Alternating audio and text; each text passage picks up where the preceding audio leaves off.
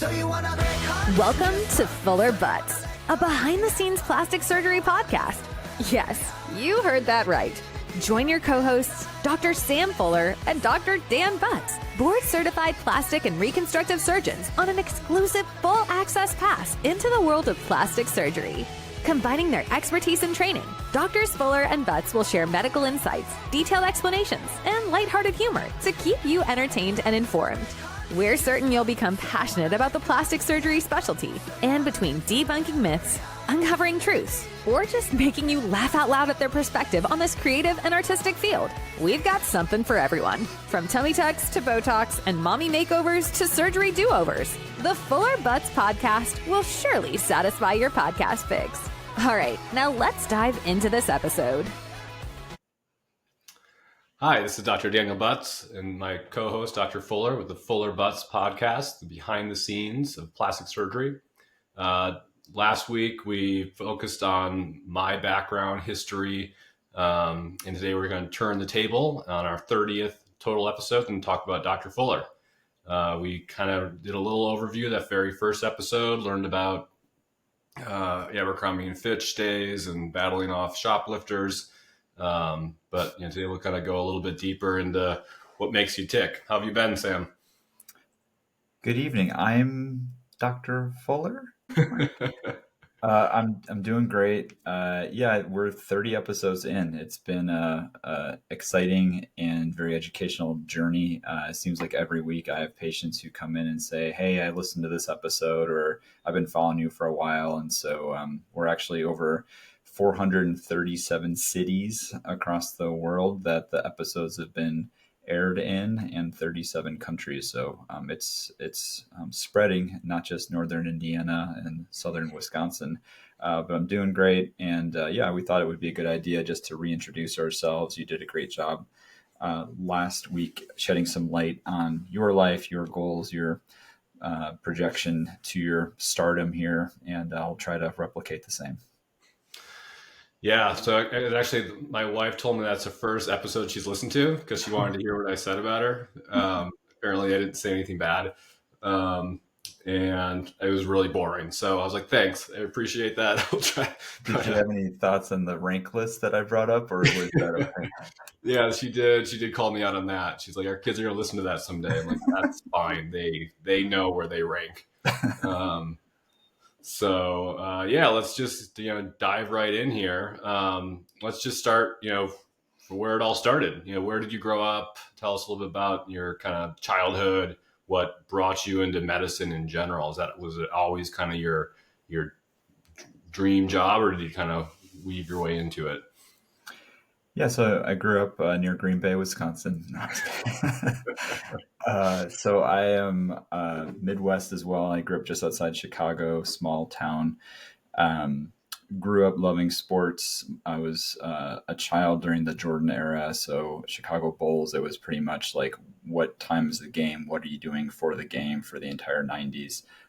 Played a different sport each season. Really impacted me from a teamwork and just growth standpoint. And in my 6th, 7th, 8th grade yearbook, when they say, like, what do you want to be when you grow up? It was the team doctor for the Chicago Bulls. So I knew that I did not have the physical skill or talent to make it to the pros, nor did I really aspire to do that. But I did find it interesting when players would get hurt an ankle, be out for a certain period of time. And then they would, be seen by Chip Schaefer, who was one of the Bulls trainers, and have surgeries. I was always like trying to read who the doctor was and like, what did they do to get there? And so that was always enticing to me, and really projected me towards medicine, from an early age. So went to Notre Dame for college as a pre-med right away, did not change my major, ended up double majoring in Spanish because that was something that was very enticing and fun and super helpful these days to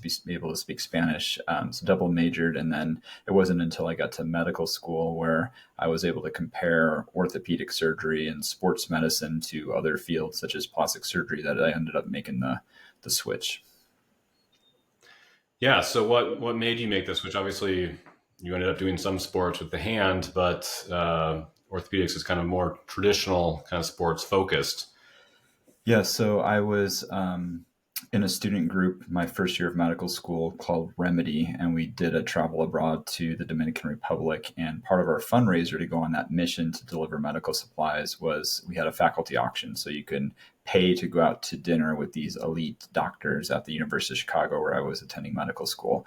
So in order to just help promote the auction and just out of pure interest, I bought both an orthopedic surgeon, the team doctor for the Chicago Blackhawks, and then also the chief of plastic surgery, Dr. David Song, and went out to dinner with them. Great time at the Blackhawks game. And then what really spurred my interest was the dinner with Dr. Song at the Chicago Firehouse restaurant, great steak. And he was just so enthusiastic and passionate about the field, saying how you can repair cleft lips one week, you can do a breast, augmentation or breast reconstruction the following week. You can treat burns. You can still have that orthopedic side with hand surgery. And so it seemed like it was really aligning with my interest of why I enjoyed the medicine classes, the anatomy, and not just understanding like why bones break and how to fix them, but from the skin and its contents, the soft tissues, how to handle them. It seemed like it was very enticing to me. As I said, I played different sports and different seasons, so I wasn't really specific about one single thing. And I felt like my, wouldn't say it's like ADD, but my personality of wanting to do a lot of different things. I had a lot of different interests growing up, from being in the school play to being in the school newspaper to, having, some sport background, that it felt like plastics was a really good balance for my personality, where we can be doing a skin cancer on the face one day and a tummy tuck and, broken wrist. And so he initially started it. And then after doing rotations, seeing some of the repetitiveness within orthopedic surgery and seeing the absolute creativity, enthusiasm, passion, and sort of people thinking outside the box in a fun and engaging way, I made that leap of faith towards plastic surgery. Ultimately decided to stay at the University of Chicago after medical school to be trained by the leaders, the mentors, the individuals who actually got me interested in the field in the first place. So I was very fortunate to spend 10 years at the University of Chicago training with those elite microsurgeons and plastic surgeons who really took us under our wings to show us the way and had an extreme patience in allowing us to hone our craft. Yeah, and obviously you got to work with the great co-residents as well, really elite co-residents, big part of your career there. Obviously Dr. Song is a pillar of the microsurgery community and just a very good spokesman and kind of enthusiastic sponsor of plastic surgeons. So it was great working and learning from him. I always forgot about that dinner. I think that came up years ago. But obviously you went through training, became a plastic surgeon, and then what was that next step that kind of honed your skill to what you're doing today? I think I just followed my feet ultimately. During your plastic surgery training, there's always a question of, are you going to do a fellowship? Are you going to subspecialize? Like, what are you doing after your 31st grade in school and you're finally like going out to the real world? And while your friends have had jobs for years and are under their second homes and, all these things, we're finally like, okay, I no longer need to like go to school anymore. I ultimately became interested in hand surgery in the middle parts of residency. And so decided to do a fellowship. And one of the hand surgeons who trained us, Dr. Larry Zachary, trained at the Baltimore Hand Center that I trained at, which is the Curtis National Hand Center, one of the really elite, longer standing hand fellowships in the country. It's orthopedic based, and I really wanted to add that to my repertoire to expand my knowledge. Because I think ultimately, from my history of loving sports and wanting to do orthopedics, I still had that itch that needed to get scratched. And so after being able to luckily match into that fellowship, spend a year with orthopedic surgeons, learn how to treat hand injuries, I was recruited back to the Midwest, to South Bend as a Notre Dame undergrad, where I joined a large orthopedic group, started to practice hand surgery. And then within a few weeks to months into my practice, there were colleagues, neighbors, friends saying, hey, you're a plastic surgeon. There's just a wound here. There's a skin cancer. I have all this fat here. Like, can you do a tummy tuck? And I was like, yeah, we've trained to do that. I've done a lot of that. And so I was able to start to pick and choose and actually create a niche practice, something I'm extremely proud of that started from nothing. So it really took several years to find the right staff to create a plastic surgery department within an orthopedic practice, which is solely me. So from navigating contracts and talking with reps to organizing how patients will be scheduled, it's really become one of my my passions of this balanced practice, where I still do a lot of hand upper extremity practice or upper extremity surgery, but plastic surgery is almost taken over by the numbers, and I don't really have a preference on which way it's going to go. I'm kind of just letting things go. As long as I'm doing the things that I enjoy doing, I want to do, that's what I really want to do. And it's turned out to be extremely beneficial to, in the summer when there's not so many mommy makeovers as they're sort of showing off their bodies that they had made in the winter. There's a lot more hand injuries, so my hand practice kind of goes up. And then wintertime, people aren't getting hurt as much. Everyone wants their bodies done. It sort of balances each other out. So to me, it's been great, and it helps me avoid the pressure sores and some of the other plastic surgery problems that I had very little interest or made me a little bit ornery in training to have to deal with. So for me, I always tell patients when I first meet them, like, yes, you're in the right spot. You're talking to a board certified plastic surgeon. I do all the things that I want to do and none of the things that I don't want to do, which makes my practice very rewarding. Yeah, that's what we're all shooting for. Which correct me if I'm wrong. You do treat sports injuries from Notre Dame, but you're not. Do you ever go on the sidelines for games? They just get. That's more of the bigger injury guys. Yeah, each team has a general orthopedic surgeon, somebody who's fellowship trained in sports medicine, so they can handle whether it's a shoulder, a knee, a hip, an ankle. Me on the sidelines, I'm going to be like, yeah, it certainly looks like you hurt your knee. You should see somebody about that. So there's several hand surgeons in our group, and we rotate based on the different goals and needs. I've treated some football players, basketball players, baseball players. Treating a rowing athlete currently, and it's been fun and great to give back to the Notre Dame community. It's a very small portion of my practice, but it's still fun.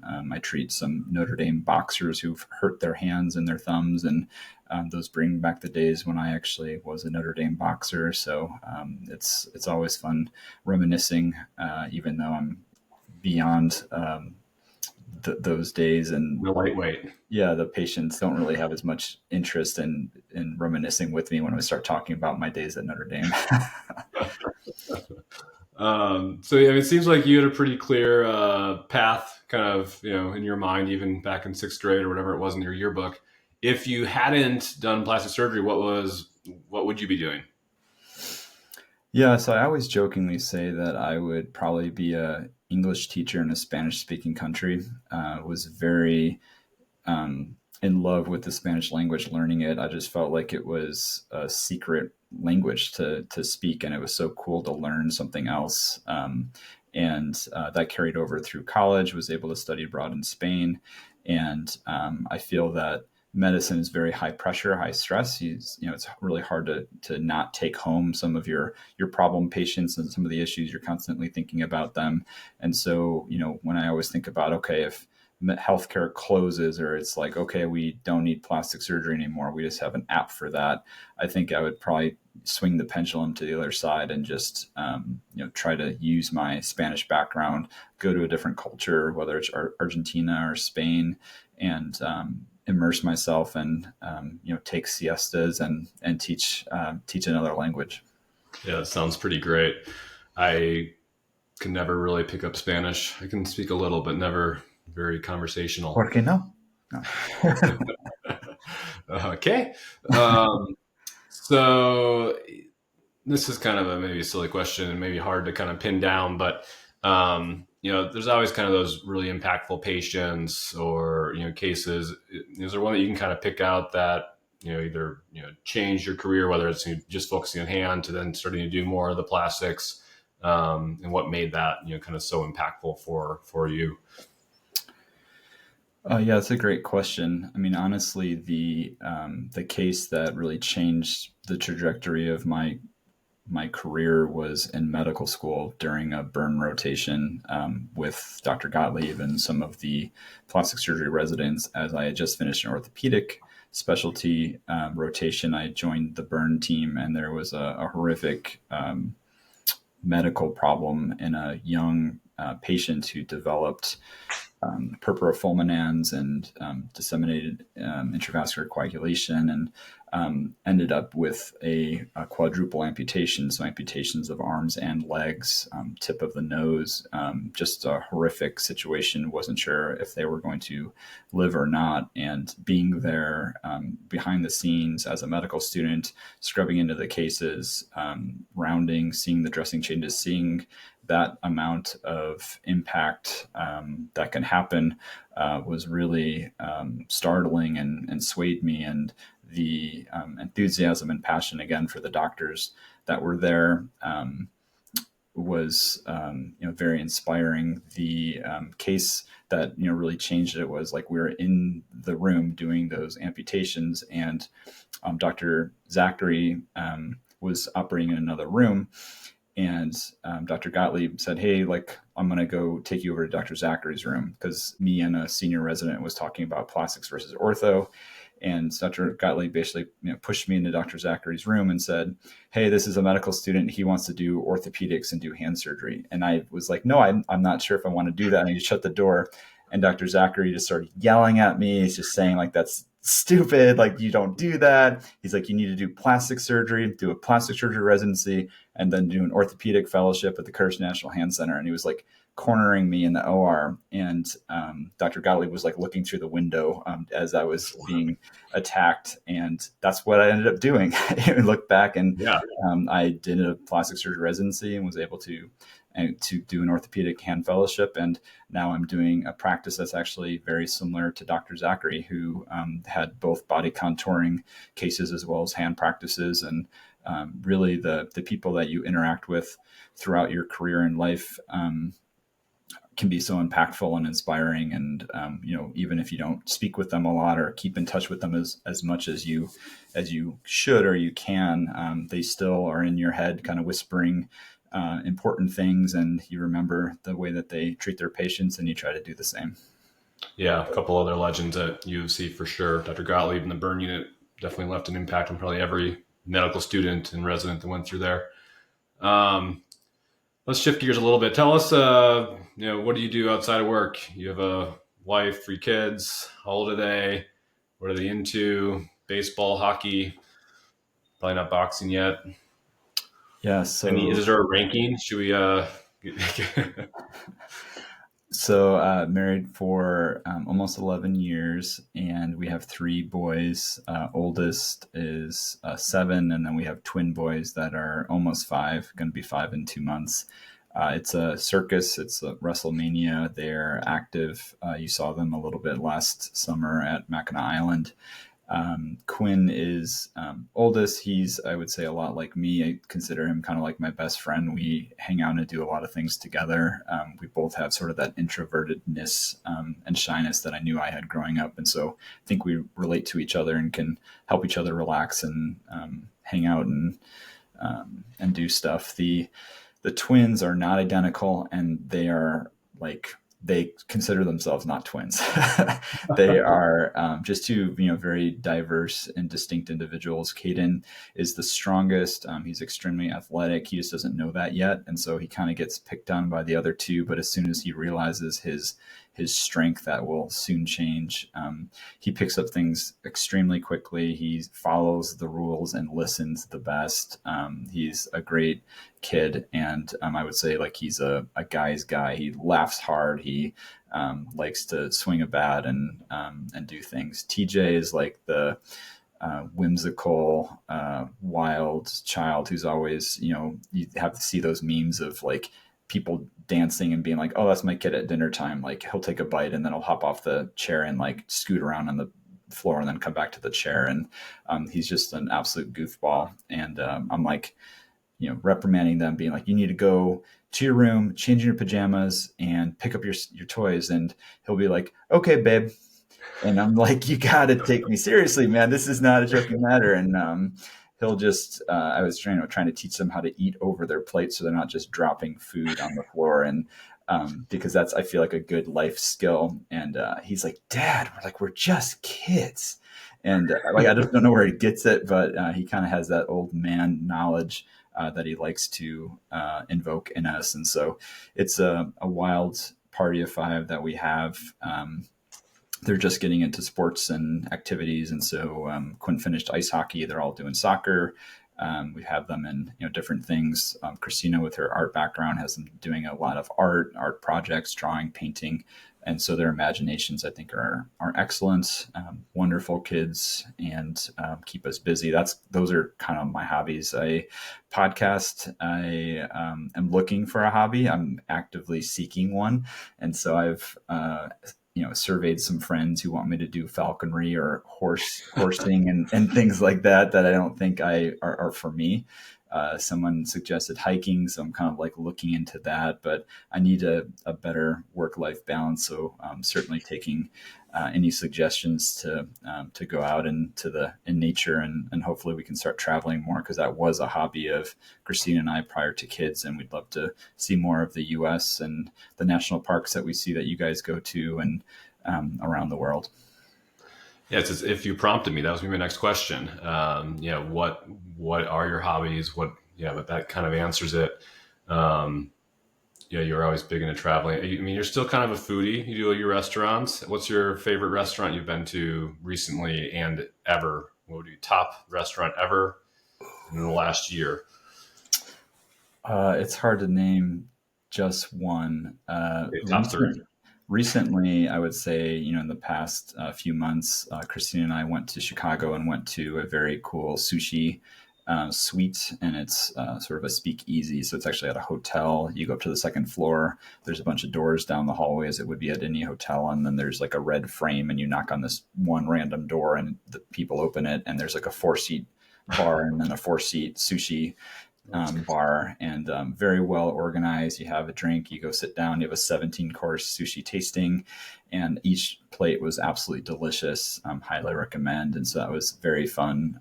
Was able to meet a couple next to us who was actually a medical student, and was able to just relax in Chicago, actually on St. Patrick's Day, or St. Patrick's Day weekend. So when we went out, everybody was sloppy and laying in the curb, and we just went back to our hotel and went to sleep. Chicago is a great restaurant scene. South Bend does not compete. The top places include a wonderful time at Schwa with you and Meg when we went out together.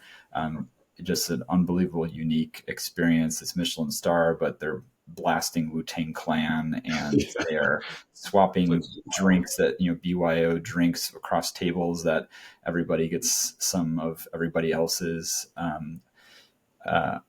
Oriole in Chicago is a fantastic restaurant, very cool, that I've been to. I would say like those really jump off. Of course, we've done Alinea and some of the other places that are unforgettable, but I would say that those are great. We're always trying to do a speakeasy off the beaten path, something that can really capture and entertain us, not just for food.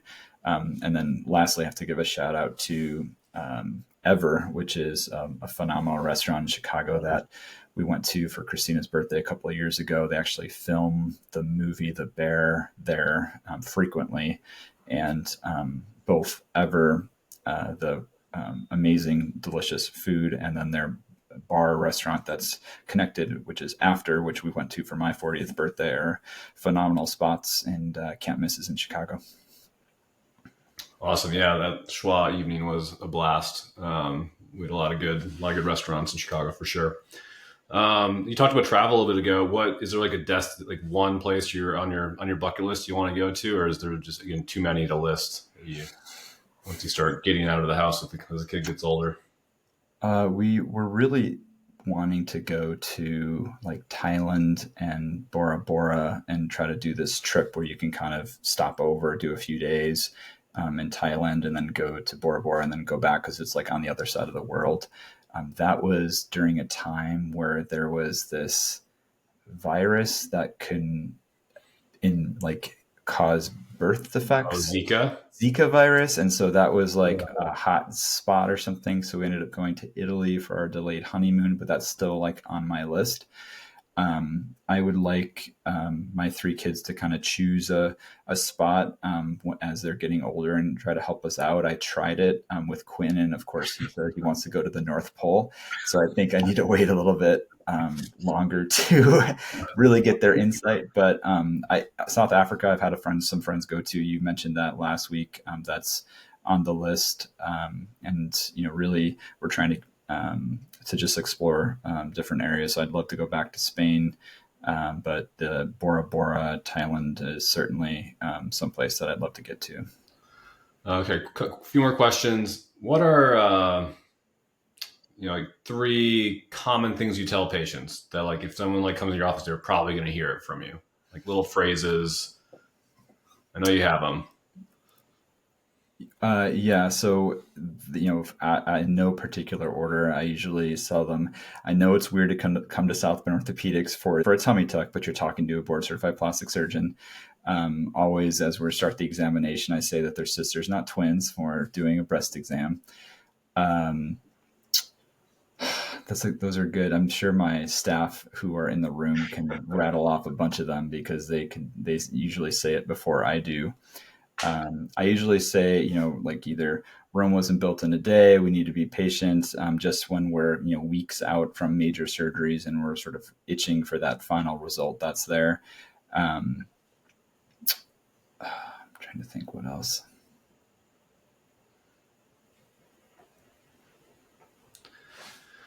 Yeah, you got 3. Those are good ones. Sometimes my staff will make fun of me and just repeat things that I say all the time. And it makes me think of like just how you often have the same conversation like 10 times in a day.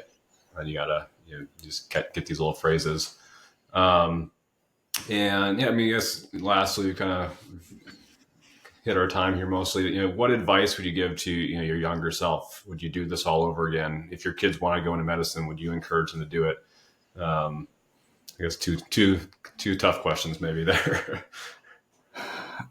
The current healthcare climate is extremely challenging. I would definitely sway my kids from not going into medicine. I think that there are many other fields where you can still reach satisfaction, and ultimately, I just want my kids to be happy. So they all want to run a zoo together. And so I am all for that. It seems a lot of fun. It's kind of like what I'm doing at home right now, which is organizing, running a zoo, but they love animals, and I'm just going to help to encourage them to find their own way.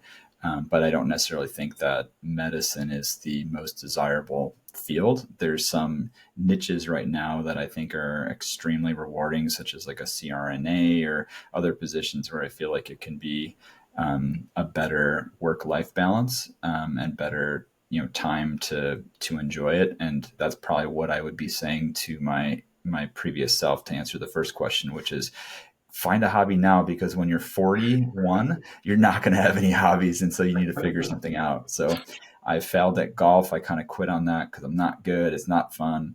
And I would have tried to strike a better work-life balance with hobbies at a younger age, but you can teach an old dog new tricks. I'm still going to keep on trying to find that balance that's there.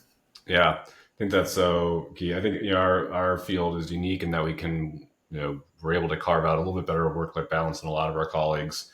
And we don't need to deal as much, with insurance, at least in the kind of aesthetic side of it. That can be extremely frustrating as, reimbursements just keep getting worse. And just the time you put in, like you said, 31 years of education before you actually get your final job. But, I think now that we're here at the end of the road, it's a wonderful career practice helping patients, achieve their goals. It's, I couldn't ask for a better job, but I don't know if I don't know if I put my kids through the torture of it. I can't see myself doing anything else. And just yesterday, I had 2 patients back to back where I did a tummy tuck and I did a breast augmentation, and I take pictures intra-op and I show them to them the first week to show them how much like skin and fat I removed. And the patient was like, "You have the coolest job. Like, that's so amazing." She's like, "I feel like I'm going to cry. Like, that's so amazing what you can do." And I was like, "It is pretty cool. You kind of just made my day. Like, maybe it's all worth it." And I go in like the next room and she's like, "I just have to say like that, you have the coolest job, like how you can make an impact and you can like go from," cause I showed her before and then after the breast augmentation. And I was like, "Man, that is tuner. Maybe I do have a cool job. Maybe I need to." And so we're extremely fortunate to have, been trained and to have been accepted and to be in this position. I'm certainly extremely grateful, but you sacrifice a lot, missed a lot of birthdays, missed a lot of holidays. And, there's something for everybody. If my kids want to do that, certainly I will help them, but there's plenty of ways to find happiness. Awesome. Well, I think this was a great overview. We really touched on all facets of your life, essentially.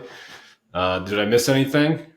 Anything you want to, No, it's your, I'm on the hot seat. I'm just trying to, I think it was a good review. Hopefully the listeners learned a little bit more about me and how I conduct myself. So yeah, happy to share information and happy to celebrate 30 episodes on the Fuller Butz podcast. Yes, well, I think we'll have a couple more coming out kind of in more of the traditional style, but it's been fun to kind of recap and talk about the journey because sometimes you get so caught up in what you're doing day to day, it's fun to go back and remember what we all went through to get here. So awesome. It was great chatting and we will talk soon, I'm sure. Yeah, all right. Sounds good, man. Take it easy. Yeah.